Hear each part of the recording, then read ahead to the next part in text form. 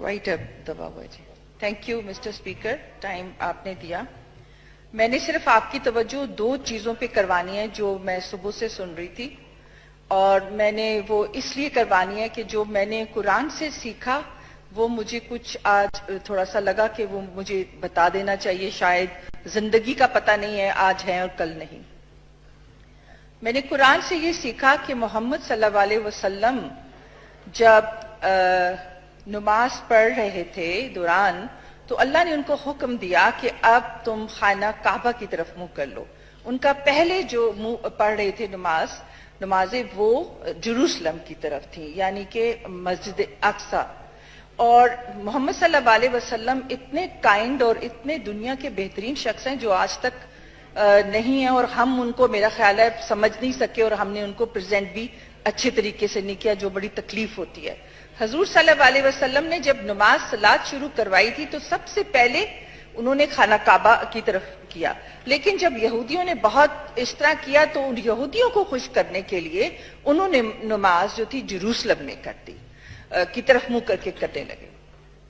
اور جب یہ حکم آ گیا کہ آپ ابھی آج سے منہ خانہ کعبہ کی طرف کر لیں، تو مجھے یہ سمجھ آئی ہے کہ سن رب نے، اللہ سبحانہ تعالیٰ نے مسلمانوں کے درمیان اور یہودیوں کے درمیان یہ فیصلہ اسی قرآن کی ورس میں ہو گیا ہے. میرا علم تھوڑا ہوگا، میں نے ہسٹری پڑھی، لیکن میں اپنے اللہ سے ڈر کے اور اللہ کی محبت میں یہ کہہ رہی ہوں کہ اس نے یہ فیصلہ وہی مسلمانوں کو آسانی کے لیے کر دیا کہ جو یہودی ہیں ان کا کعبہ جو ہوگا وہ جروسلم ہے، مسجد اقصی، اور مسلمانوں کا کعبہ جو عرب میں ہے. تو یہاں پہ تو پہلی بات ہے مسلمانوں اور یہودیوں کی لڑائی اس پہ ختم ہو جانی چاہیے. اور حضور صلی اللہ علیہ وسلم نے بھی کہا تھا، حضرت علی نے بھی کہا تھا کہ اپنے دشمن کو دوست بنا لو. اور سب سے بہترین مثال حضور صلی اللہ علیہ وسلم نے دی، جن کو یہودیوں کو ان کے ساتھ مل کے کام کیا. اور اس کے بعد ہم دوسری بات میں یہ بھی دیکھتی ہوں کہ ہم اتنا یہودیوں کے نام پہ ایک دوسرے کو برا بھلا کہتے ہیں اور اتنا ہم ڈیگریڈ کرتے ہیں.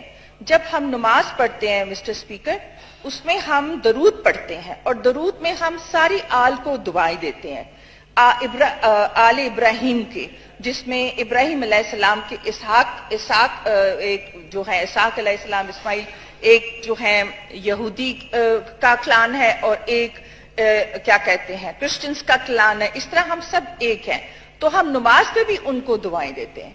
لیکن میں یہ سمجھتی ہوں کہ حضور صلی اللہ علیہ وسلم نے جو ہمیں سکھایا تھا ہم اس کی ریپریزنٹیشن بہت غلط طریقے سے کرتے ہیں. جس طرح ہمارے مولانا بھائی بول رہے تھے، اور جس طرح ہم کو یہ تو بہت بڑی ڈیوٹی ہے کہ آپ ایک ٹربائن پہن کر اور اس کے بعد بہت داڑھی اتنا موزانہ رکھ کے اور آپ حضور صلی اللہ علیہ وسلم کی کیا کہتے ہیں راہ پہ لوگوں کو لانے کے لیے کریں، تو وہ بہت تکلیف دہ بات تھی. میں صرف یہ کہنا چاہتی تھی کہ اگر یہ کہنا چھوڑ دیں ہم اور کچھ اور کے آ جائیں، اسی پر آ جائیں.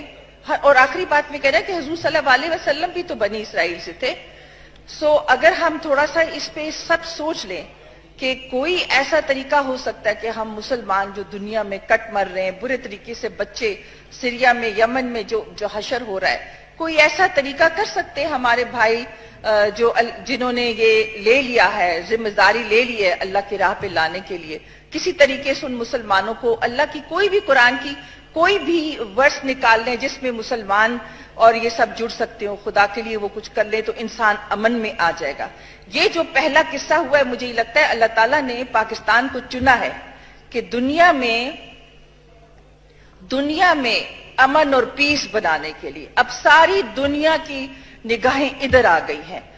میں اپنے کولیگ اور بہن بھائیوں سے کہنا چاہتی ہوں کہ اس پہ سوچیں اور مسلمانوں کو کٹ مرنے، جس طرح مسلمانوں کا خون اور بچوں کا خون کیا جا رہا ہے، کسی پہ بھی آ جائیں. جیسے محمد صلی اللہ علیہ وسلم نے بہت ساری ٹریٹیز بنائی تھی یہودیوں کے ساتھ، آپ بھی کوئی اس پہ سوچیں تاکہ ہمارے مسلمان بچے اور عورتیں جس طرح ماری جا رہی، جس طرح ظلم ہو رہا ہے، وہ کسی طریقے سے بچ جائیں.